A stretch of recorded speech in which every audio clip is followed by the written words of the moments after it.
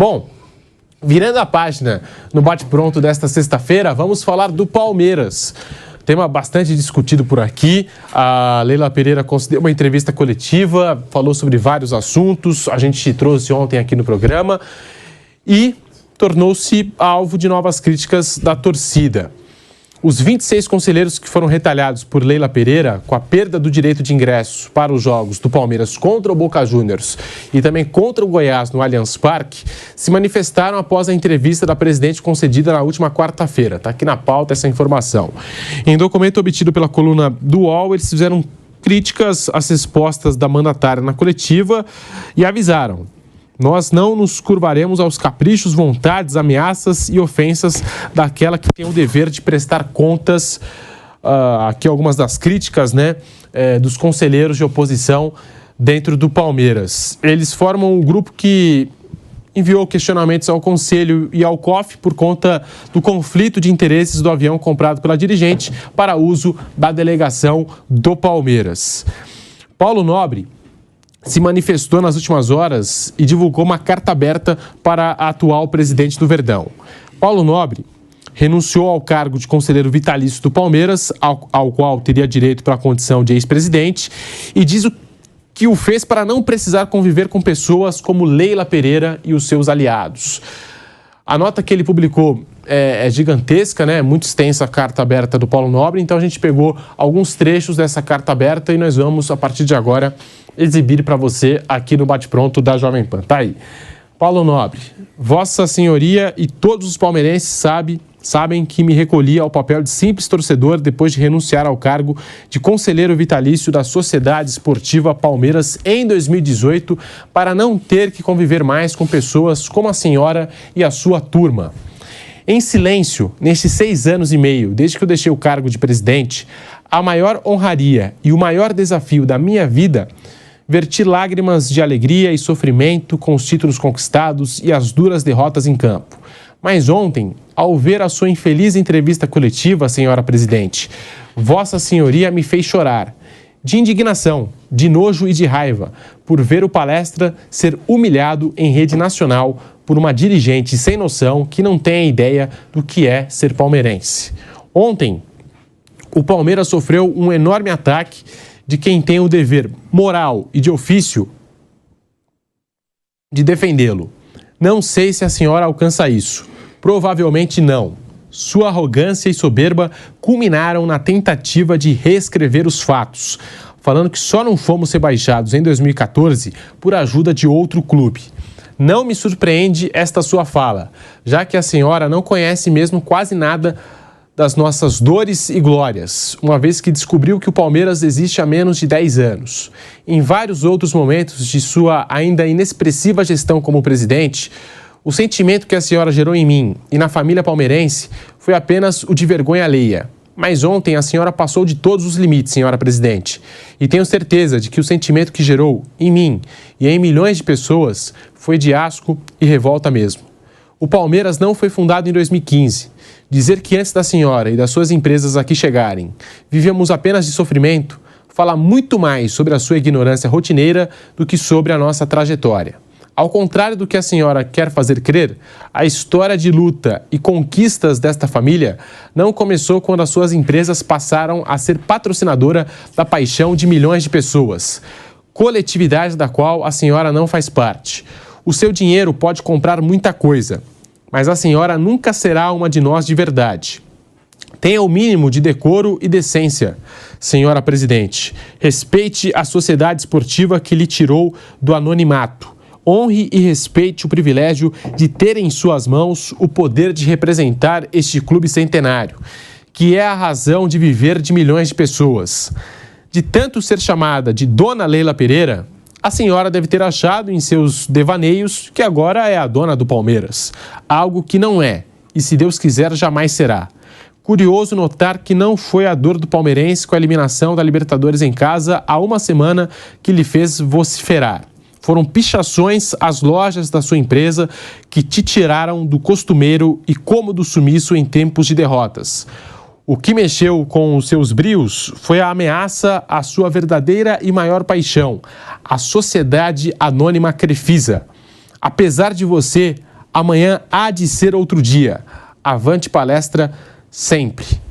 Aí, portanto, a carta aberta do Paulo Nobre, muito extensa, e você pode acompanhar nas redes sociais. Ele divulgou nas redes sociais dele essa carta aberta, falando das palavras e da entrevista coletiva que concedeu à presidente Leila Pereira. O Paulo Nobre, a gente sabe, é uma figura vista com muito carinho pela torcida palmeirense. Ele tem esse lado torcedor, que a gente sabe, que a gente conhece. Na visão do torcedor, Piperno, Mauro, Vampeta, Bruno Prado, ele conseguiu transmitir o que de fato o palmeirense sentiu com as falas da Leila Pereira? A gente está aqui acompanhando, né, essa carta aberta. A gente acabou de ler aqui uma parte da carta aberta do presidente Paulo Nobre. Fábio Piperno, falando sobre esse assunto, será que ele conseguiu transmitir aquilo que o palmeirense sentiu com a fala da Leila?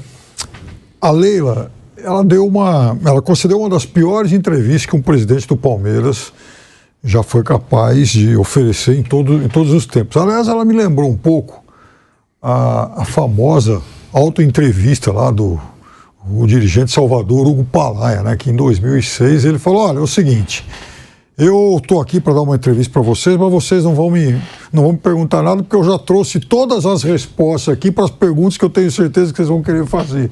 Então ele respondia e perguntava para ele mesmo, né? Foi um episódio realmente chocante naquele momento, tal, e que entrou para o folclore das coisas erradas que um cartola pode fazer. A Leila beirou isso aí.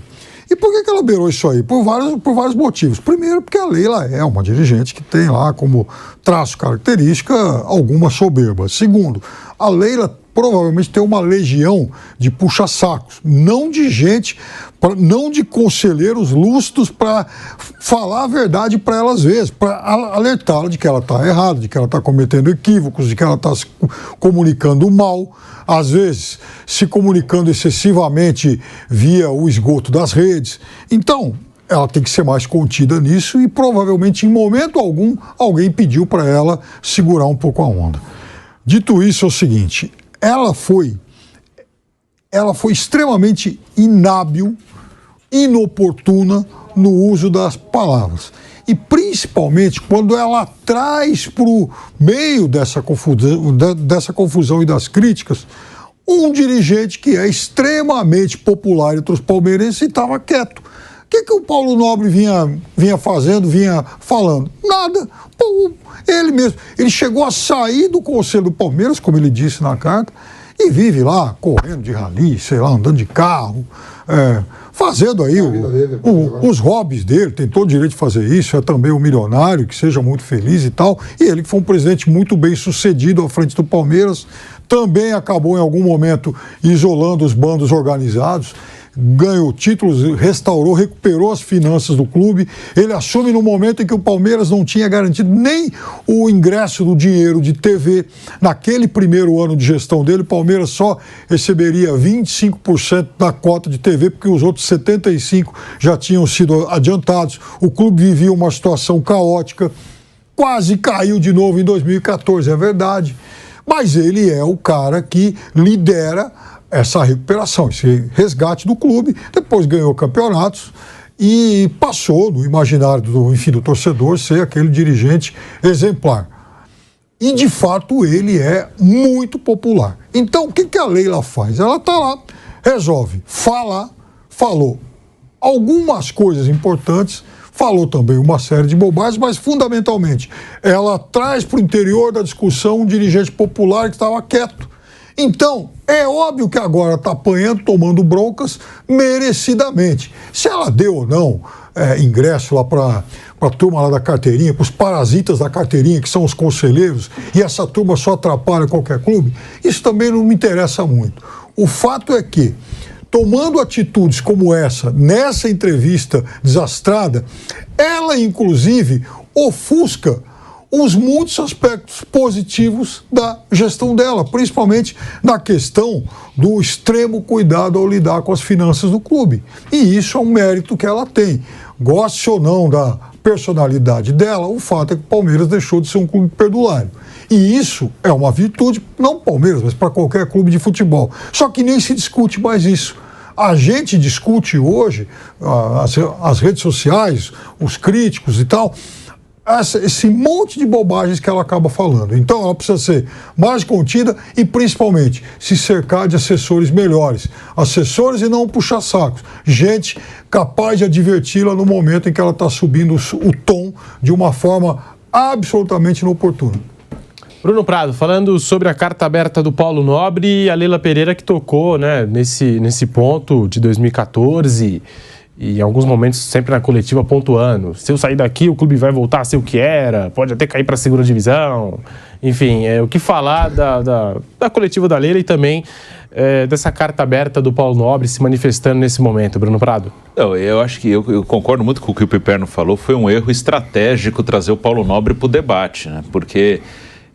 isso eu falei até no dia da entrevista da Leila, que assim, para mim o grande erro não, ela omitiu porque ela quis, porque ela e o Paulo Nobre não se dão bem, mas onde a história não foi bem contada ali é quando ela coloca a reconstrução do Palmeiras só na conta dela e do patrocínio que ela levou para o clube, da empresa dela. E não é assim, a reconstrução veio na gestão do Paulo Nobre, inclusive o patrocínio da Crefisa chega na gestão Paulo Nobre, e ali o Palmeiras também ganhou outras maneiras. E ela que vai procurar o Palmeiras, né? Sim. Não é o Palmeiras que foi com o Pirex procurando. Ali na gestão dele melhorou o programa sócio-torcedor. Voltamos à rádio, desculpa te interromper, sim. Bruno Prado, falando aqui do Palmeiras, da carta aberta do ex-presidente Paulo Nobre, falando sobre a coletiva da Leila Pereira. Pode seguir, Bruno Prado, a palavra é sua. Como eu falei, eu acho que o erro estratégico dela aí foi trazer o Paulo Nobre para o debate no momento que ela não coloca. Ela pode até não gostar do Paulo Nobre, mas se ela fala, e ela não gosta, eles não se gostam, os dois ali se dão muito mal.